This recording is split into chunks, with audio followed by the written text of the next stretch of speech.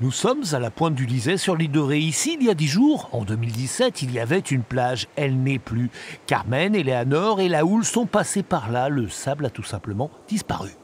L'intégralité du stock de sable de la plage est partie.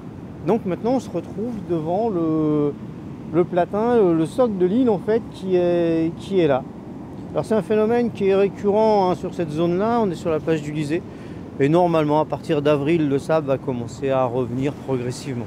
Sur l'île de Ré, on connaît bien ce genre de mouvement perpétuel. On sait que la mer vient régulièrement ronger les côtes. Face à ces assauts, on fait donc face à une politique déclinée en 3 actes. Donc acte 1, repli stratégique, on laisse faire. Acte 2, celui qu'on fait le plus possible, c'est un grand suivi pour savoir où vont et comment se transportent les sables, et on capte le sable.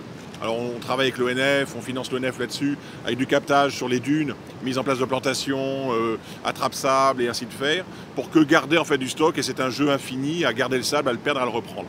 Troisième option la plus dure, ce qui a été une seule fois fait, grosse tempête, le stock de sable disparaît, la dune est attaquée, et là il y a un risque de perte de dune, voire des habitations derrière, et là on est obligé d'enrocher comme on avait fait une fois à l'Aquarde. Parfois, les hommes parviennent à contrarier les caprices de la nature. Ainsi, au lieu dit trousse-chemise aux portes, il y a quelques années, la plage était donnée pour morte. Aujourd'hui, elle ressuscite. Le sable revient. On a ramené beaucoup de branches sur l'arrière, des gros tas de branches, de telle manière à capter un maximum de sable en fait, éolien dans ces branches.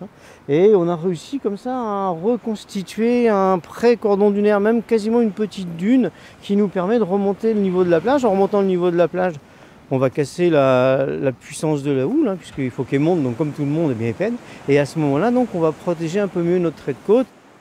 Mais il ne faudrait pas non plus que les tempêtes d'hiver se succèdent avec une trop grande fréquence. Sur l'île, on attend avec un peu d'inquiétude les prochaines grandes marées prévues début février.